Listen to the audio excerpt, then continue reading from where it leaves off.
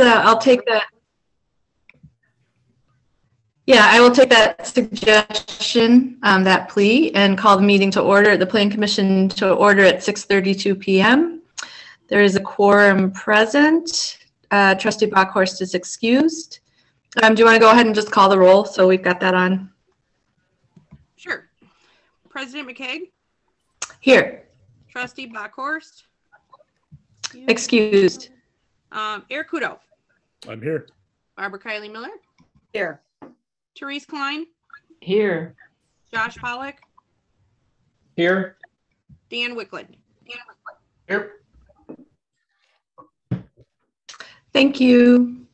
Let's see, the first item on our agenda is approval of the October 26th, 2021 meeting minutes. Is there a motion to approve? I'll make a motion to approve the minutes of October 26th. All right.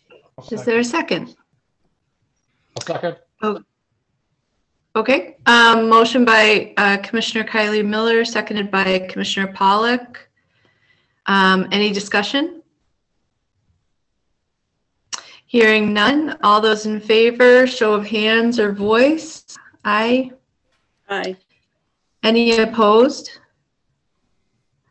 All right, I'm not seeing any, so minutes are approved as presented. What are we, six? Six of us tonight? Great. Moving on to the next item is consideration of conditional use permit application for a proposed temporary fitness facility, club rowing training center at commercial property 3970 North Oakland Avenue in the village of Shorewood, Milwaukee County, Wisconsin. Tax ID 276-0749-006. Item 3A, overview by staff. Director Griepentrag. Thank you, President McKeag. As you mentioned, before us is a conditional use permit for the Milwaukee Rowing Club to occupy the third floor of 3970 North Oakland Avenue. On behalf of the Milwaukee Rowing Club, John Creighton has applied to operate a seasonal temporary rowing training facility at 3970 North Oakland Avenue, Suite 300. The proposed use would occupy the entire third floor within the 7-story building. The property is zoned B1 Commercial Use District. The B1 Commercial Use District is intended to provide the village with a mix of retail, service, restaurant, office, and residential uses in a pedestrian-friendly, active shopping environment. Building massing, scale, and appearance, and the general character of the district should be oriented towards a small-town Main Street pedestrian character. Fitness centers are not expressly permitted, conditioned, nor prohibited within the zoning code, so per 535-10B shall be considered by the Plan Commission as a conditional use with a public hearing if the Plan Commission determines that the use is substantially similar to a permitted use or an existing conditional use allowed in that district. As with previous approvals for Anytime Fitness, Brew Fitness, Orange Theory Fitness, Power Cycle, and the Exercise Coach, fitness studios have been considered similar to dance instruction studios listed within 535-21C and approved as conditional uses. No exterior modifications to the building or lot are proposed with this application. The property owner has obtained building and electrical permits for minor interior modifications. Proposed operations. The Milwaukee Rowing Club will lease the entire third floor, which represents approximately 6,000 square feet of the building. According to their application, the Milwaukee Rowing Club is a 501c nonprofit entity focused on teaching middle and high school children the sport of rowing. Their mission is to instill the ideals and values of rowing at an affordable cost. They uphold an environment where athletes are expected to work together to achieve common goals. More information can be found at their website at www.milwaukeerowingclub.org. The Milwaukee Rowing Club is looking for a temporary training facility for the winter season, December 1st, 2021 through March 31st, 2022. The club would bring in some weights and approximately 50 rowing machines of Concept 2s, but would rarely have more than 30 in use at one time. Their proposed hours will be limited to 4 p.m. to 7 p.m. Monday through Friday, with occasional operations from 7 a.m. to 9 a.m. on Saturdays for adults. The Milwaukee School of Engineering may also use the facility from 5 a.m. to 6:30 a.m. Monday through Friday. Occupancy at any one session would range from 10 to 50 people with 4 to 6 instructors. In response to potential noise concerns, the applicant has indicated that when all 50 machines are going simultaneously, there will be some noise, but not significant. The athletes like to train to music, but we can discourage it during business hours or if it bothers their tenants. There is no amplified instruction. Thick rubber mats atop the raised floor will dampen most of the noise. They only plan to occupy the space when the building is predominantly empty. Parking. The applicant applied for occupancy on October 11, 2021, at which time code provisions related to required parking facilities in 53550 only applied to new buildings or structures and substantially altered buildings or structures. The proposed occupancy does not qualify for either. Per 53547C, commercial recreational uses require 1 parking space per every 4 persons at maximum capacity, plus 1 space per employee. As a result, at maximum occupancy, 19 parking spaces would have been required per code. The site includes 144 surface level parking spaces that are shared amongst the tenants of this building. The applicant has noted that parent drop-off and pickup will occur at the beginning and end of classes, 4 p.m. and 7 p.m. Students from MSOE would be brought to the facility in 2 vans. For reference, if reviewed under the recently amended code provisions related to required parking facilities in 53546 shall only apply to new buildings or structures and substantially enlarged buildings or structures or changes in use classification. The proposed occupancy would also not qualify under those revised terms. Review and approval. Per 53525, the Village Plan Commission shall review the site, existing and proposed structures, architectural plans, neighboring uses, parking areas, driveway locations, highway access, traffic generation and circulation, drainage, sewerage and water systems, and the proposed operations.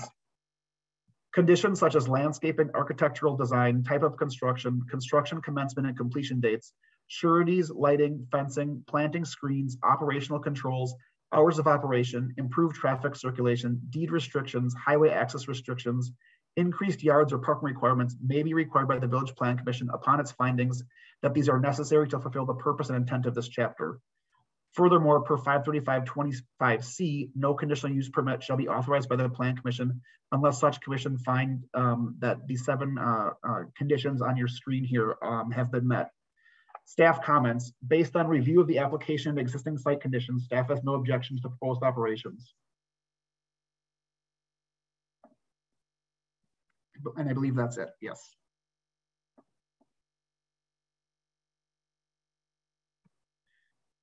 I do think that the applicant, I believe is John's iPhone. I think John is on the call if he'd like to add anything to my presentation or clarify anything.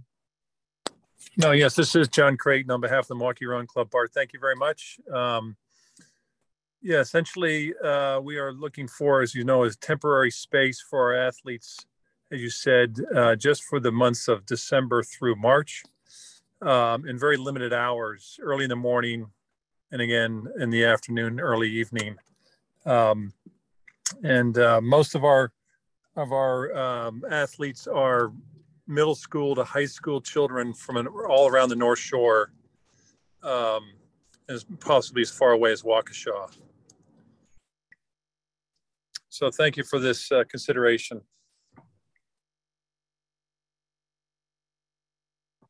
Great, thank you. At this time, I'd like to open it up to public comment. Is this a public hearing? Okay. I'd like to open the public hearing at 6:40 p.m. If there are any members of the public who would like to be heard on this matter, please raise your hand or unmute yourself, state your name and address, your position on the matter, or any questions that you have, and keep your comments to 2 to 3 minutes.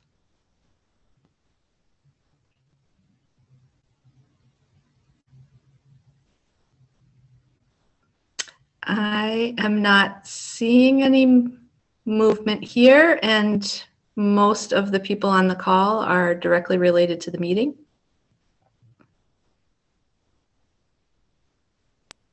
So I will close the public hearing at 6:41 p.m. At this time, we'll move on to Plan Commission deliberation. I would like us to keep the deliberation focused on the conditions for review and approval that are applicable to this application, questions that you need answers in order to take action on the motion, the proposed motion or an alternate motion that's before us this evening, and refrain from, curiosities that are not directly to taking action on this. So at this time, I'd like to hear from Plan Commissioners any discussion, or I would entertain a motion at this time. Commissioner Wickland. Yes, I will make a motion. Excellent. I move to approve the conditional use permit application for the proposed temporary fitness facility club rowing training center at commercial property 3970 North Oakland Avenue based on meeting the conditions stipulated in 535-25C. I'll second. Excellent. We have a motion by Commissioner Wickland, seconded by Commissioner Kudo. Any discussion at this time?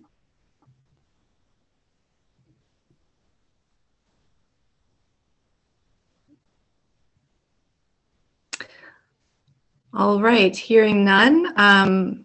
The one comment I would make is I think this is a terrific use of the space, so I really appreciate the application and look forward to approving it. Thank you. On behalf of the Marquee Run Club, we thank you. Okay. Seeing that there's no discussion on the part of the Plan Commission. Oh, Commissioner Kudo, Commissioner Kylie Miller. Nope, you're just getting ready. Okay. Roll call, please. Dan Wickland, Aye. Josh Pollock, Yes. Therese Klein, Yes. Barbara Kylie Miller, Yes. Eric Kudo, Yes. and President McKeag. Yes. All right. The permit is granted as presented. Row away. Bring lots of children to row. Will do. All right. Have a safe holiday. Okay. Moving on to the next item on our agenda is a setback. The exact language is my screen here.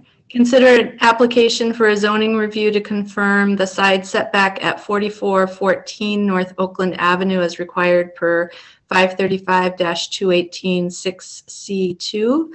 Item 4A, overview by staff. Director Griepentrag.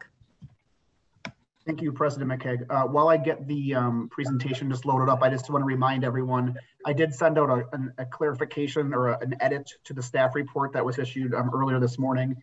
I had been using their initial staff or their initial site plan, which showed a 4.9 foot setback.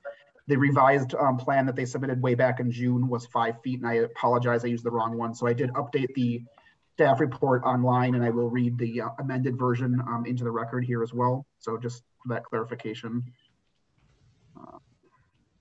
Going here, oops. So project, parcel, and structure overview. Nick Wimmer of Wimmer Communities applied for a zoning review to confirm the zoning standards related to the proposed redevelopment at 4414 North Oakland Avenue. The corresponding zoning confirmation letter dated June 7th, 2021 noted that the property was zoned B2 mixed-use residential district and identified the need for a parking special exception and a review of the side setback on the south street side from the Plan Commission. On September 28th, 2021, the Plan Commission approved the required parking special exception. On October 28th, 2021, the Design Review Board approved the proposed architecture of the building. Prior to being able to obtain permits for the construction, the developer is still required to have the Plan Commission review the proposed side setback, which already meets code. Per Village Code 535-21B6C2, the side setback of corner lots within this district shall have a build-to line of 20 feet from the street curb line, except that side yard setbacks on corner lots shall be reviewed by the Plan Commission to determine whether a 20-foot build-to line or another corner lot side yard build-to line is appropriate due to parking considerations and the layout of the intersection. A build-to line is a line within a lot parallel to the adjacent street curb line or a lot line at which at least 50% of a building facade must be built. A build-to line is established to create an even or more or less even building facade line on a street. A build-to line is also referred to as a maximum setback. This is counter to a typical minimum setback, which is a line in a lot where the structure shall be located behind. Based on the provided site plan within the redevelopment plans, the current building is set back 16.73 feet from the property line, which is approximately 17 feet behind the curb line, for a total setback of approximately 33.73 feet. Except for the corner tower feature, which is built directly adjacent to the property line, The majority of the facade along East Leg Bluff will be set back 5 feet from the property line, or approximately 22 feet from the curb line. Since the property line itself is approximately 17 feet from the curb line, accomplishing the 20-foot build-to line would actually require the building to be located 3 feet closer to the property line. However, code allows the Plan Commission discretion to review this requirement on a corner lot, excuse me, based on parking considerations and the layout of the intersection. Review and approval. The Plan Commission is being asked to confirm the applicability of the proposed side setback in relation to the code stated requirement. Flexibility is provided to the Plan Commission in consideration of either parking consideration or the layout of the intersection. Staff comment.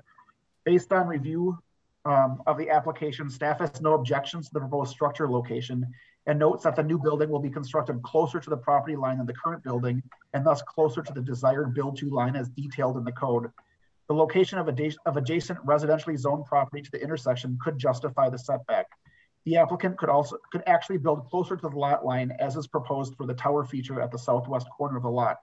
The proposed 5-foot setback for the remainder of the facade, which extends approximately 2 feet behind the build-to line, will allow the side yard landscaping to better buffer the development from the street and blend to the adjacent neighborhood.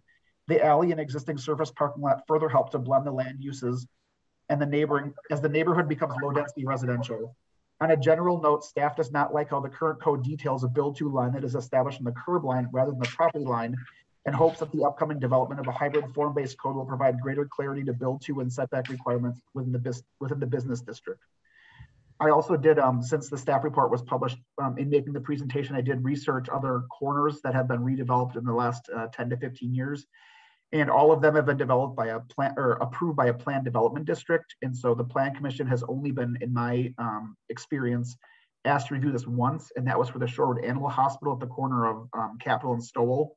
The redevelopments that I referenced were all planned development districts. Just for reference, the cornerstone, as you see in the upper right corner, on this particular property, there's a 19.38 foot public right-of-way, and the building itself is actually 1.5 feet behind that. So once again, beyond the 20-foot build-to line that's stipulated in the code, but once again approved through a planned development district, which is the purview of that. Similarly, the Light Horse 4041 building has a 12-foot setback from the 12-foot right-of-way line, I should say, and a 3-foot setback generally for a 15-foot build-to line. So that would be compliant with the 20-foot requirement that is stipulated in the code. And then the last one would be the Mosaic, which was actually constructed without this little addition here.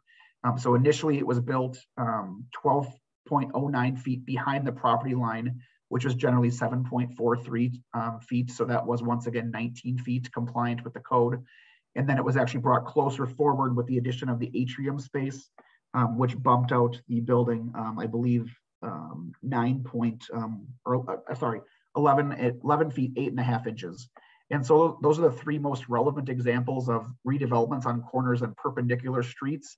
Once again, all approved by planned development districts. So this particular code section didn't necessarily apply, but I do find that it's relevant that these were approved within similar contexts. And so with that, I will close my presentation and turn it back to the Plan Commission for public comment and deliberation.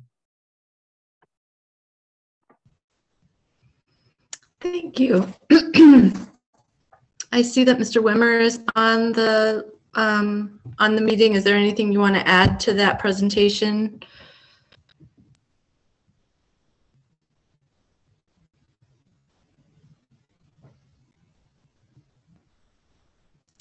Oh, I can't hear you. I'm sorry, we can't hear you. Doesn't look like you're on mute. Try unplugging your camera and plugging it back in. Sometimes that helps.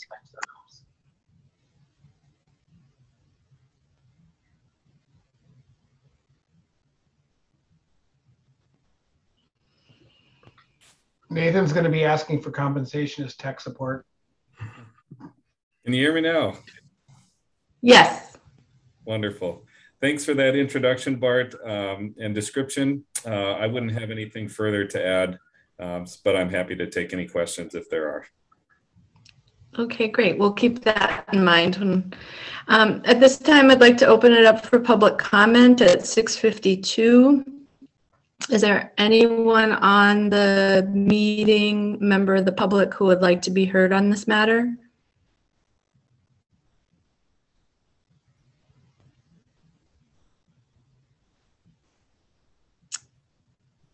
All right, seeing no hands or change of microphone, I will close public comment and move on to Plan Commission deliberation. As before, let's keep this just deliberation focused on things that are applicable to this matter before us, questions that you need answered in order to take the action that is being asked of us this evening, either the proposed motion or an alternate one. Is there any deliberation at this time? Any discussion at this time? Oh, Commissioner Kylie Miller. Hi, I just have one comment that I can't think of anything negative about having the setback where it's been planned, and being set back further than 20 feet is going to aid drivers as they exit the property, and therefore increase the safety of pedestrians crossing past or other drivers on Lake Bluff. So I think that's a good thing. Thank you. Any other discussion, or is there a motion that you'd like to put forward? Could I just ask a technical question for Bart? I just noticed, I didn't catch this earlier, but in the suggested motion, shouldn't it reference the language from the ordinance, which would be the build to line as opposed to the setback, or is that the flip side of the same coin? Yeah, so just for reference, I did update it to say 22 feet side setback from the curb line. That is accurate to what's being proposed. So it's not referencing the code language per se. It's just suggesting that if the plan commission were acceptable to the plans proposed, the actual setback from the curb line would be 22 feet. So I think it's accurate, but I probably could have worded it in 3 different versions as well. That's just how I chose to word it. If someone wants to modify that, I have no issues with that either. In that case, it would be, you could also say something like 5 foot behind the property line, or approximately 22 feet, a 22-foot build to line from the curb. I think they're all accurate. Thanks, Bart. I just wanted to make sure, because this particular code provision is a bit esoteric in its description of how it part of the code references the setback, and then some of the other areas reference the build to line. So just wanted to make sure we're using that correctly. Thanks. Commissioner Wickland. I'll make a motion, and I think I can remember what Bart said. Excellent. Bart, stop me if I'm wrong. I move to approve the approximate 22-foot side setback from the curb line, 5 feet behind the property line of the proposed redevelopment to be located at 4414 North Oakland Avenue as submitted. I'll second that. Excellent. Motion by Commissioner Wickland, seconded by Commissioner Klein. Any further discussion? Seeing none, let's take a roll call vote, please. Barbara Kylie Miller, Yes. President McKeag, Yes. Therese Klein, Yes. Eric Kudo, Yes. Josh Pollock, Yes. Dan Wickland. Yes.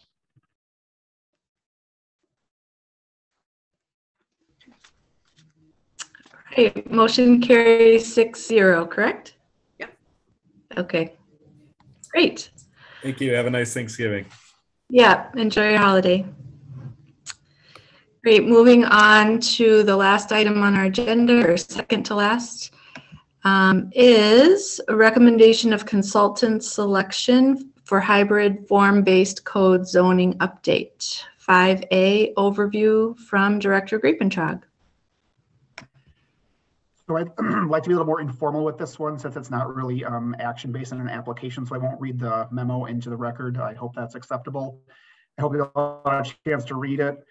Just as a general overview, we received 3 responses to our request for proposals. One of them came from Vanderwall, who was the consultant who did our comp plan, so that was to be expected. The other 2 came from firms that are highly specialized in hybrid form-based codes, and I was quite happy to see the level of experience and expertise that was submitted. The review panel for the proposals was myself as the planning director, President McKegg from the Plan Commission, and Scott Cronky as the chair of the Design Review Board. The Design Review Board obviously will be in charge of reviewing proposals, and so I'd really like to keep them on board with the process. In general, the 2 firms of Codametrics and ZoneCo were both highly qualified and very experienced in doing the projects. Codametrics, for what it's worth, did meet the budget in their initial submittal, and I think also, at least in my experience, they provided a pretty direct proposal without a lot of additional things or side topics that I think sometimes creep into these projects. And so I appreciated their level of expertise and their specificity on the proposal. We did subsequently do interviews with both firms. And once again, I have the same review comments from Codametrics. I was just really impressed with how on point they were, and I would look forward to working with them. After the interview, the team from ZoneCo did provide a revised budget, just because I indicated in the interview that additional money was likely not to be found. And so they did provide a revised budget, but I still am not fully comfortable with what level of service they would or would not provide with that revision. And so nothing in my mind was changed to recommend the firm from Codametrics and Duncan. For what it's worth, Codametrics is led by Leslie Overholzer. She would be doing the form-based code section, and then Duncan Associates would be doing the hybrid land use kind of categories. And so with that, the review panel, we had similar discussions. We all kind of agreed on that. And so we are recommending that the Plan Commission recommend that the Village Board enter into a contract with Codametrics and Duncan Associates. Thank you. And I will say, yeah, I was not comfortable with zone code at all, and very pleased with Codametrics. Okay, any members of the public who would like to be heard on this matter? Trustee Stokebrand, I think you're the only one who's not on the Plan Commission. Hi, yes, Kathy? Hi, thank you. So just to be clear here, there's no opportunity for any member of they're not here tonight, is that correct? Correct. So there's no chance for any other member of the Plan Commission to talk to these people. It's a $50,000 contract and they're not here tonight. I'd just like to know whose idea that was. We have never invited a consultant to a selection review from the Plan Commission. And so this was the same as when we selected Vanderwall for the comprehensive plan. This is a deliberation amongst the Plan Commissioner. We did have a review panel that was chosen by the chair of the Plan Commission, the chair of the Design Review Board. Okay, thank you. And I was in on that. So I guess I just had some questions I wanted to ask them about various things. One of my big concerns is the number of hybrid versus virtual. I really feel strongly that I think there's a lot of people in the community that are ready to go to in-person, and I want to know where the village is. Can you tell me where we are? I need to know about in-person, because it seems critical to me that we have that and a hybrid. So is this company prepared to do, we need public outreach, obviously is very important.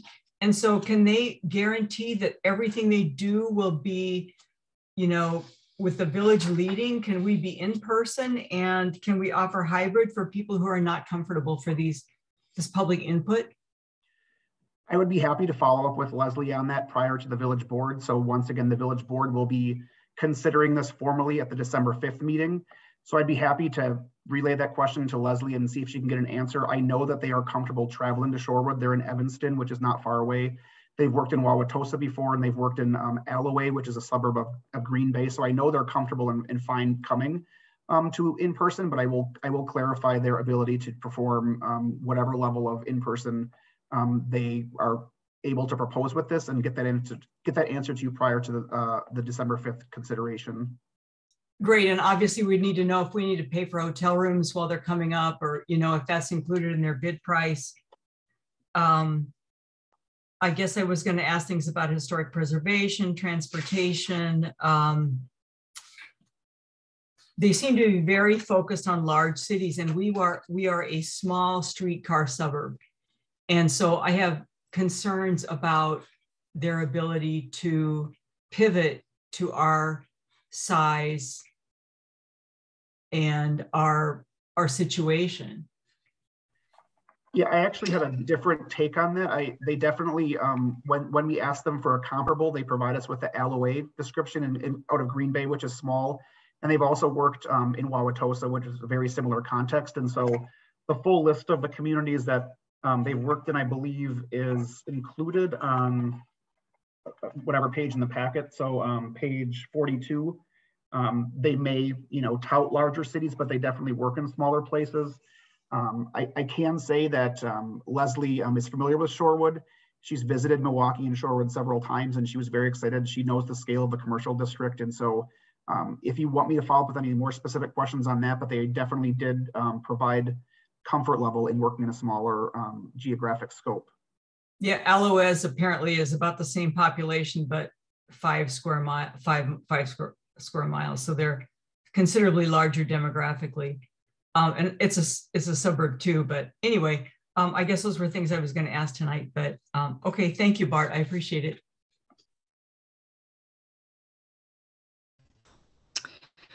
Okay, now we'll move on to Plan Commission deliberation. I guess, to Bart's point, we did have interviews with the 2 candidates. And so we are moving forward. We're bringing to you a recommendation of one over the other.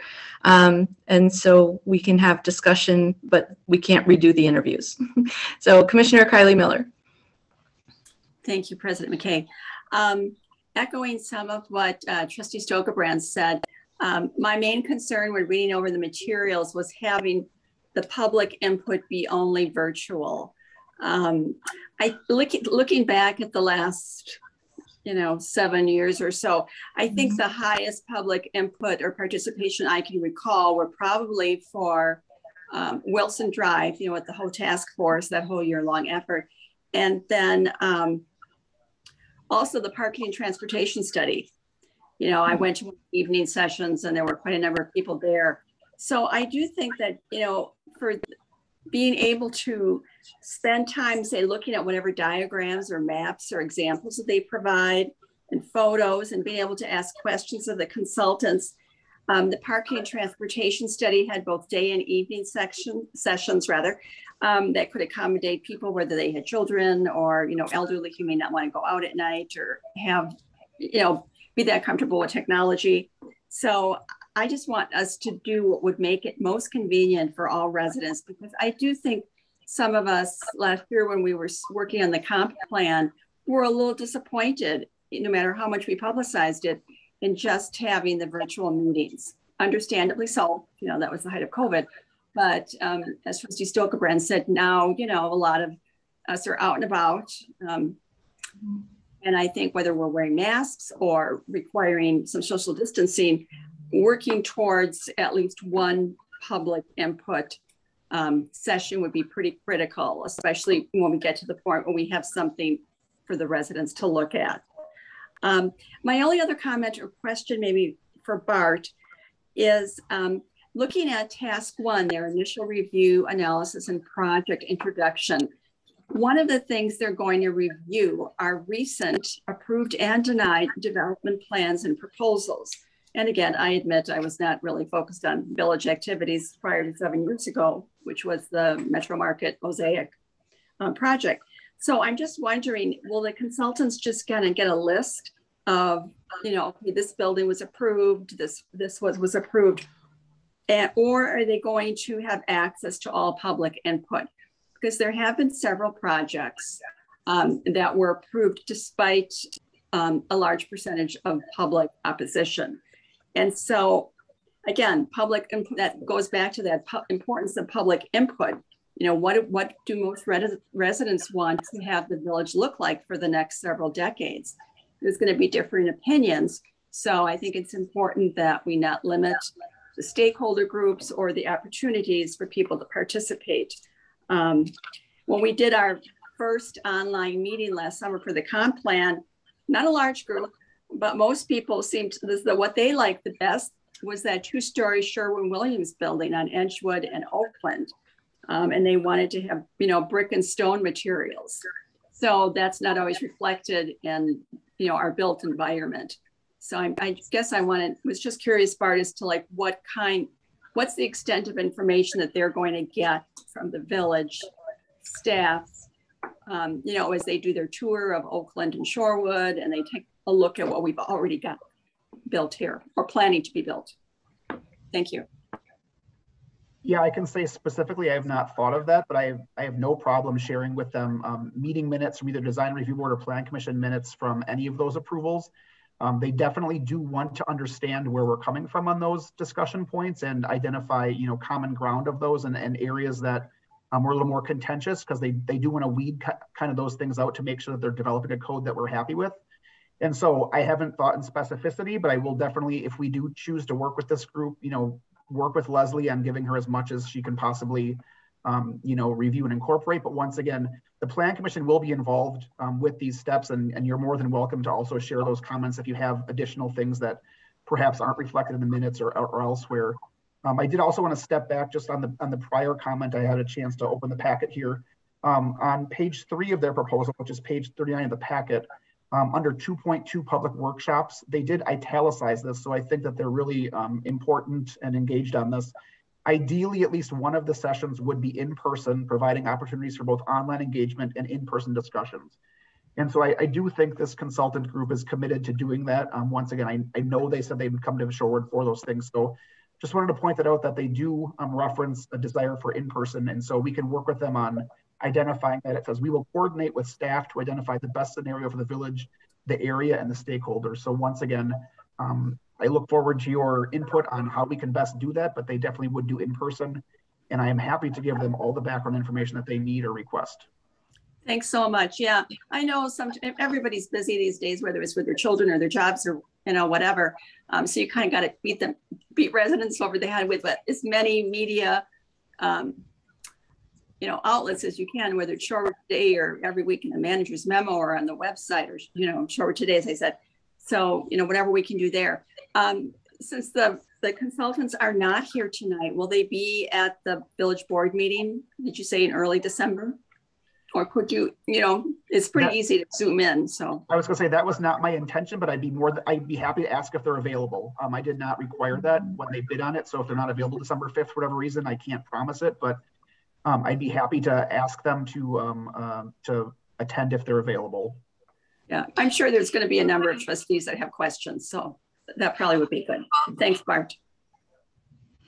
I mean, yes, there might be, but keep in mind that what we're being asked to tonight is to approve a recommendation to work with a contractor. Once we have that contractor, you know, we can ask all kinds of questions because the process is going to start. If any of these questions are kind of a deal breaker, you know, of supporting this recommendation, that's one thing. But if they're just, you know, again, curiosity and sort of best case scenario implementation, I think that those can wait until after a contract is granted. Yeah, I just thought maybe some of the trustees would want to fine tune that contract. You know, I don't know. I'm just guessing. Well, yeah, there's a scope of work, and we won't be. Yeah, there's not good. You know, the board meeting is not the time to tweak a contract. Okay. So I think if people, I'm glad, I guess that will encourage us to put out a very clear directive to have people submit questions in advance to make sure that we've addressed every concern about the contractor. We're really focused on working with a vendor here. And the board did approve the RFP that went out. And so the board did see the scope that was in there. And so once again, I'm sure that Codemetrics and Leslie would be happy to respond to anything. They seem very willing and eager to do this project. And so I'm not saying that they won't be able to attend, but once again, I do think that the board has reviewed the scope, and to President McKegg's point, once the project gets going, I do feel like they will work with us to get the best product for all parties involved. So if there are no other questions that you need answered in order to take action on this recommendation, I would entertain a motion.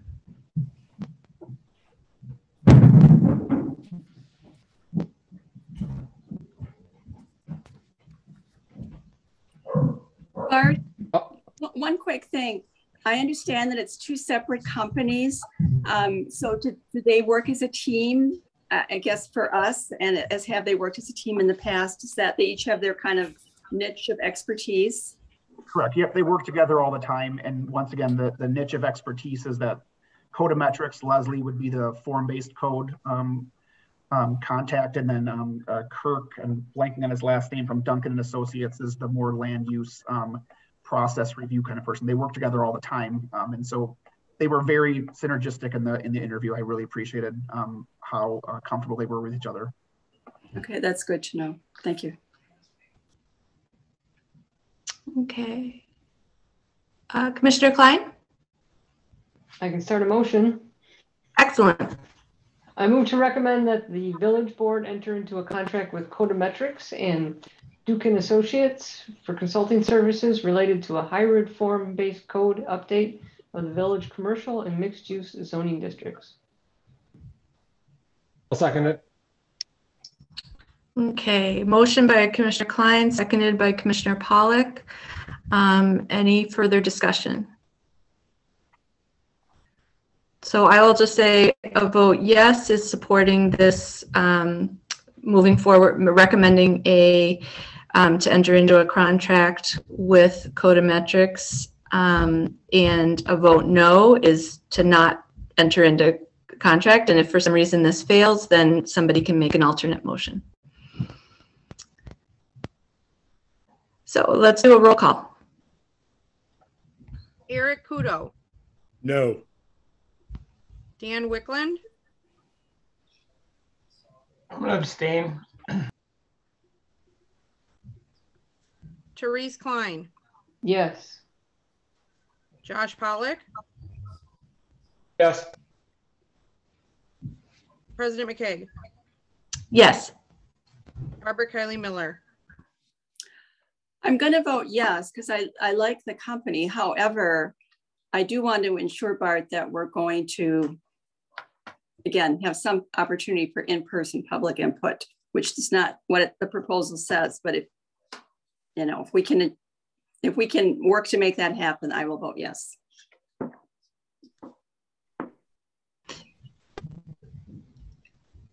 I'm a little confused by that, because their proposal does say that, or am I missing something?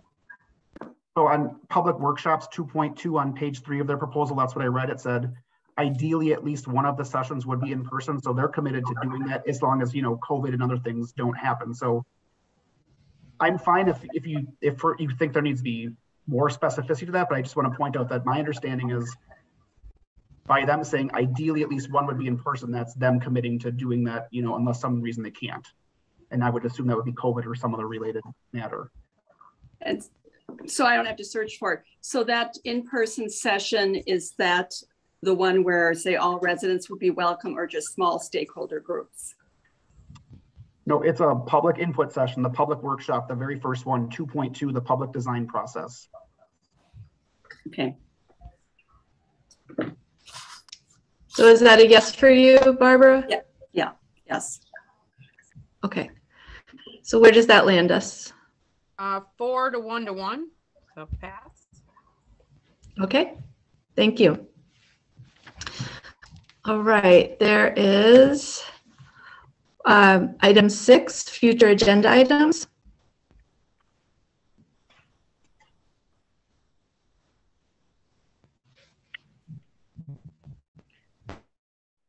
Do we have a meeting in December? I can give a quick update. We do have one application on file. Crystal, remind me what it was for. It's a conditional use permit, obviously. I don't remember. I apologize. We did get it in. That's why we polled you for your meeting dates. I believe the best date was the December 28th normal meeting date. Since we do have that meeting scheduled, I've been asked to prepare your annual report. So as a matter of reference, all committees and commissions give an annual report at the end of the year. We've moved up the schedule, hoping that we can get all of those reports finalized by January. So I will provide the draft report in December for your consideration in January. Once again, it's a pretty straightforward, just kind of look back at what we've done for the year. So there'll at least be those 2 items on the agenda. And I'd be happy to provide an update on the form-based code contract as well if we have one. Bart, I think that the conditional use was for the orthopedic expansion.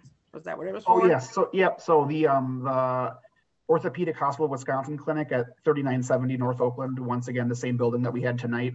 They are expanding their use to take over the whole first floor. So the former vacant bank space would be occupied with that clinic. The conditional use permit requires that any expansion or alteration of an existing use would need to be re-reviewed. So thank you, Crystal, for pointing out it is for an expansion of that into the entire first floor.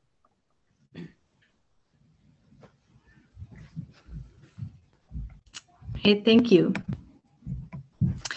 Then we just have adjournment. Is there a motion to adjourn? Do we have a date for that December meeting, Crystal? I know you asked us for 2 options. I think the best one was the 28th, which I think is the original date for the meeting. Okay, thank you.